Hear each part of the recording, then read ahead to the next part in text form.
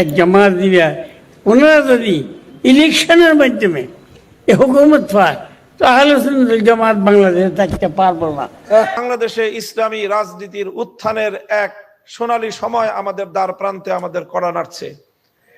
এই সময়ে যদি জাতি আমাদেরকে কোনোভাবে ইসলামী ঐক্য বিরোধী অথবা ইসলামী রাজনীতির বিজয়ের প্রতিপক্ষ হিসেবে সাব্যস্ত করতে পারে, শত শত বছর পর্যন্ত আমাদেরকে এর জন্য মাসুল গুনতে হতে পারে।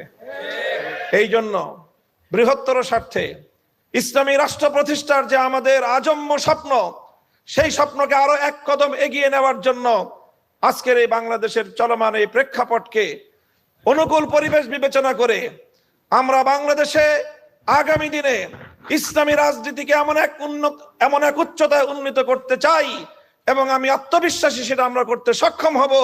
আগামীর বাংলাদেশে রাজনৈতিক কোন সিদ্ধান্ত ইসলামপন্থীদেরকে ছাড়া গ্রহণ করা সম্ভব হবে না ইনশাআল্লাহ।